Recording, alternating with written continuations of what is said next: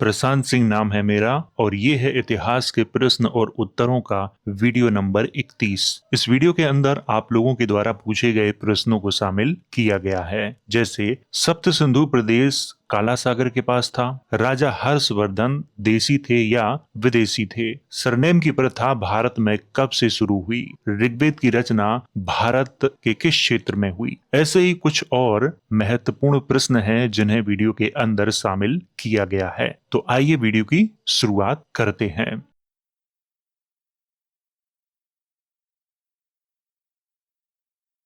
तो पहला प्रश्न है, सर रेफरेंस या बुक्स दो अवलोकितेश्वरा के बारे में जानने के लिए। अवलोकितेश्वर के बारे में जानने के लिए कई किताबें उपलब्ध हैं, जैसे अवलोकितेश्वर सूत्र। इसमें अवलोकितेश्वर का उल्लेख बहुत अच्छे से और विस्तार से किया गया है और ये ग्रंथ महायान बौद्ध परंपरा का माना गया है। इसमें उनके चरित्र, प्रतिज्ञा और करुणा के सिद्धांत की बहुत अच्छे से चर्चा की गई है। दूसरी बुक है मणि कम्बुम। ये तिब्बती परंपरा की बुक है और इसमें अवलोकितेश्वर के बारे में जानकारी मिलती है, उनकी कथा, उनकी उत्पत्ति, ध्यान पद्धतियां, इसके बारे में जानकारी मिलती है। लोटस सूत्र, इसमें भी अवलोकितेश्वर के बारे में जानकारी मिलती है। और एक बुक और है जिसका नाम है गुआन इन, ये चीनी परंपरा की है। इस बुक से भी अवलोकितेश्वर के बारे में आप जानकारी प्राप्त कर सकते हो। अवलोकितेश्वर के बारे में जानकारी प्राप्त करने के लिए कई बुकें उपलब्ध हैं, तो आप उनके माध्यम से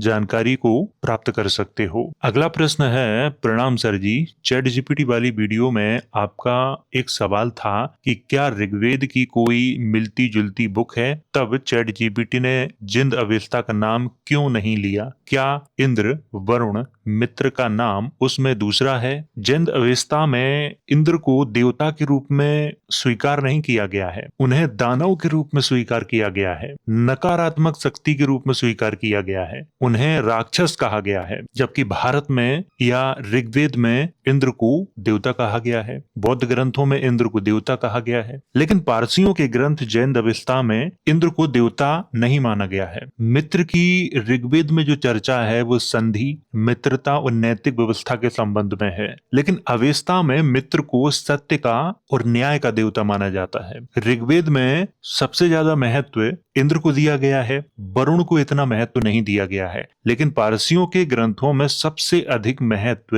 वरुण को दिया गया है। अहुर मजदा के रूप में उनकी पूजा होती है और इसके बारे में मैं वीडियो बना चुका हूं और उसमें विस्तार से जानकारी दे चुका हूं इस तथ्य के बारे में, तो आप लोग उस वीडियो को देख लीजिए, वहां से आपका सारा डाउट क्लियर हो जाएगा। चैट जीपीटी हमेशा सही उत्तर नहीं देता है, कभी कभी वो ऐसे उत्तर देता है जिसकी हम उम्मीद ही नहीं कर सकते, और खास तौर से जब बात इतिहास या धर्म की आती है तब चैट जीपीटी ठीक उत्तर नहीं देता है। तो आप पूरी तरह से चैट जीपीटी पर निर्भर मत होना, क्योंकि चैट जीपीटी कोई मनुष्य नहीं है जिसने किसी तथ्य की रिसर्च करके आपको उत्तर दिया हो। वो एक मशीन है, उसमें पहले से बुक्स मौजूद हैं। अगर उनसे जानकारी नहीं मिलती है तो गूगल पे जो जानकारी उपलब्ध है उसे उठाता है और आपके सामने रख देता है, और गूगल पे तो कचरा भरा हुआ है पहले से ही, वहां सही जानकारी की उम्मीद ना के बरोबर है।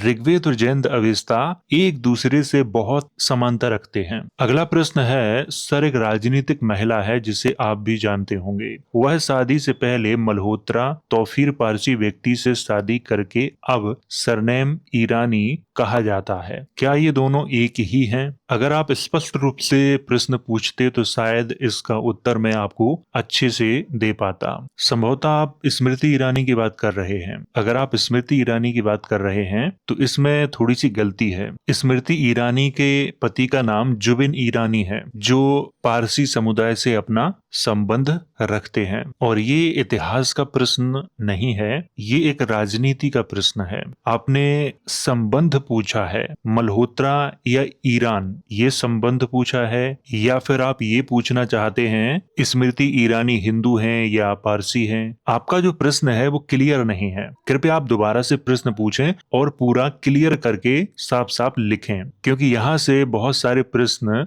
दिमाग में उत्पन्न हो रहे हैं। बहुत से सरनेम ऐसे हैं जो ईरानी हैं लेकिन भारत में प्रयोग होते हैं ये सही है, तो आपने जो प्रश्न पूछा है वो आप ठीक से पूछिए, तो मैं इसका उत्तर आपको ठीक से दे पाऊंगा। अगला प्रश्न है, सर कहीं हित्ती से ही तो हिंदी हिंदू नहीं हुआ? यहाँ पर हित्ती साम्राज्य के बारे में बात की गई है। हित्ती से हिंदी हिंदू नहीं हुआ है। ये आपके द्वारा जो समानता मिलाने का प्रयास किया गया है ये उचित नहीं है और ऐतिहासिक दृष्टि से ये फिट नहीं बैठता है। हमारे देश में हित्तियों के कुछ वंशज उत्तराखंड में रहते हैं, ये सही है, लेकिन हित्ती से हिंदी नहीं बना, न ही हिंदू बना है, तो इतना आपको याद रखना है। अगला प्रश्न है, सर जी नमस्कार, आपने वैदिक परंपरा को मैप के माध्यम से उत्पत्ति कब हुई और उसके बाद कहां कहां फैली समय के साथ सही जानकारी दिया। आपकी पूरी टीम को धन्यवाद। इस प्रकार आप लोग यहाँ की श्रमण परंपरा को भी मैप के माध्यम से कब उत्पत्ति हुई और किस समय कहां कहां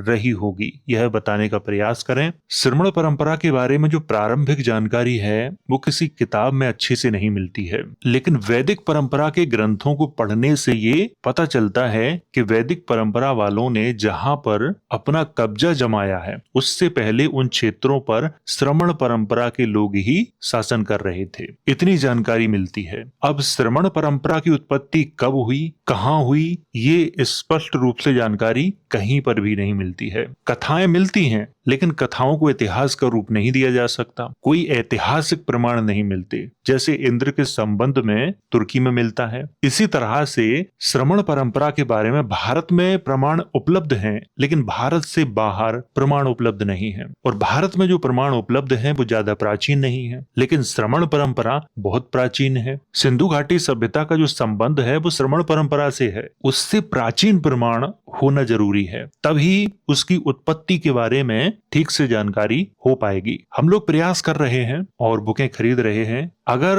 जानकारी प्राप्त होती है तो अवश्य ही हम लोग आपके साथ उस जानकारी को शेयर करेंगे। अगला प्रश्न है, शंख लिपि के बारे में जानकारी दीजिए। शंख लिपि का नाम उसके घुमावदार शंख जैसी आकृति वाले अक्षरों के कारण पड़ा है। सबसे पहले यही याद रखना है। और इसके संबंध में कहा जाता है कि निश्चित व्याकरण, वर्णमाला और भाषा पर विद्वानों में सहमति नहीं है। और शंख लिपि के जो प्रमाण मिलते हैं वो कहाँ कहाँ मिलते हैं? उज्जैन में, मंदसौर में, ऐरण में, और कुछ ताम्रपत्र हैं उनमें मिलते हैं जो मध्य भारत और पश्चिमी भारत के हैं। और शंख लिपि के समय को लेकर भी विद्वानों में बहुत मतभेद हैं। कुछ विद्वान इसे ईसा पूर्व में स्थापित करने का प्रयास करते हैं, जबकि ईसा पूर्व में किसी भी तरह से शंख लिपि को स्थापित नहीं किया जा सकता, क्योंकि हमारे देश की सबसे प्राचीन लिपि है धम्म लिपि, जिसे बाद में ब्राह्मी नाम दिया गया। उससे प्राचीन शंख लिपि नहीं है, लेकिन कुछ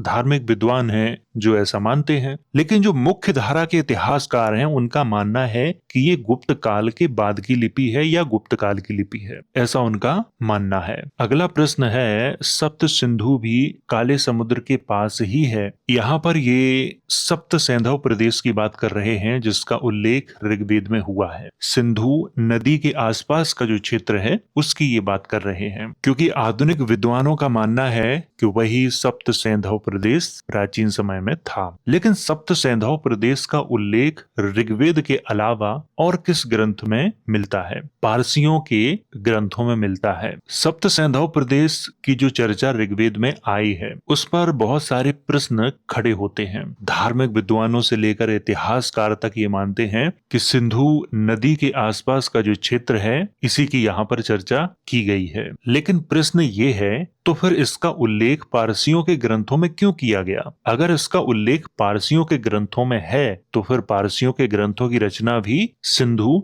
नदी वाले क्षेत्र में ही हुई थी क्या? ये प्रश्न खड़ा हो जाएगा। लेकिन इतिहासकार इस प्रश्न को नजरअंदाज कर देते हैं और इन्होंने कहा है काले समुद्र के पास ही है। इस पर मैंने बहुत पहले कहीं पढ़ा था, लेकिन मुझे अभी याद नहीं है। तो उस क्षेत्र में भी छोटी छोटी 7 नदियां हैं। इस विषय पर मैं वीडियो बनाने का प्रयास करूंगा और तब आप लोगों को विस्तार से जानकारी दूंगा और मैप के माध्यम से आपको दिखाने का प्रयास करूंगा कि कहां पर ये 7 नदियां हैं। तो अभी ये कहना उचित नहीं है सप्त सिंधु भी काले समुद्र के पास ही है। ये एक अनुमान हो जाएगा और इतिहास में अनुमान व्यक्त नहीं करना चाहिए। अगर आप किसी चीज पर अपना अनुमान लगा रहे हो तो वो सही भी हो सकता है और गलत भी हो सकता है। जब तक कि ग्रंथों का अच्छे से अध्ययन ना कर लिया जाए तब तक इस पर कुछ भी कहना उचित नहीं है। ऋग्वेद हमारे पास मौजूद है और पारसियों के जो ग्रंथ हैं वो भी हमारे पास मौजूद हैं और उनमें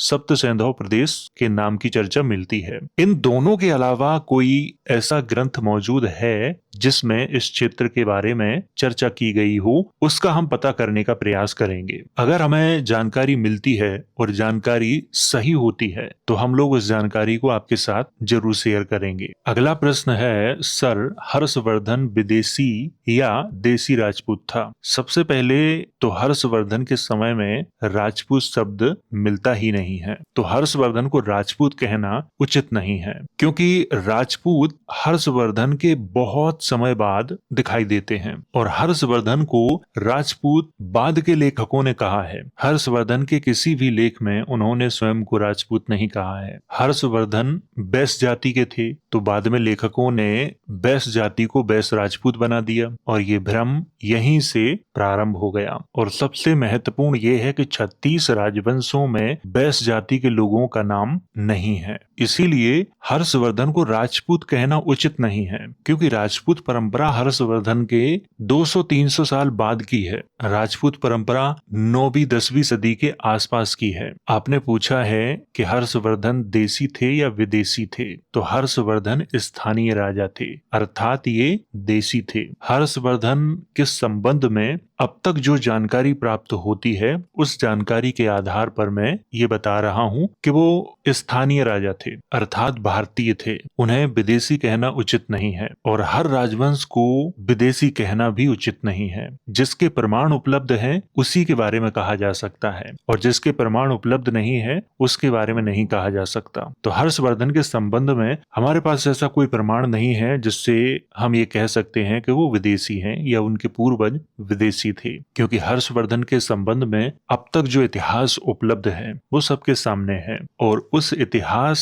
के आधार पर ये कहा जा सकता है कि वो भारतीय राजा थे। अगला प्रश्न है, क्या सरनेम की प्रथा भगवान बुद्ध के टाइम से है? क्या सम्राट अशोक ने अपना सरनेम मौर्य लिखवाया है? इसका उत्तर भी मैं आपको देता हूँ बहुत अच्छे से। भगवान बुद्ध के समय में हमें सरनेम की कोई प्रथा दिखाई नहीं देती है। कथा कहानियों की अलग बात है, लेकिन ऐतिहासिक प्रमाणों के आधार पर उस समय कोई भी सरनेम की प्रथा प्रचलित नहीं थी। जिस तरह से आज हमारे समाज में जो सरनेम की प्रथा प्रचलित है वो, क्योंकि गौतम बुद्ध के पिता किसी भी सरनेम का प्रयोग नहीं करते थे, न उनके भाई करते थे और न ही उनके पूर्वज करते थे, तो उनके समय में सरनेम की कोई स्पष्ट जानकारी नहीं मिलती है। इसीलिए ऐसा कहा जा सकता है कि उस समय सरनेम हमारे समाज में प्रचलित नहीं था। और आगे आपने कहा है, क्या सम्राट अशोक ने अपना सरनेम मौर्य लिखवाया है? तो सम्राट अशोक ने अपने किसी भी लेख में कहीं पर भी स्वयं को मौर्य नहीं लिखवाया है। सम्राट अशोक के जो लेख मौजूद हैं उनमें उन्होंने स्वयं को देवनाप्रिय प्रियदर्शी राजा लिखा है, मौर्य नहीं लिखा।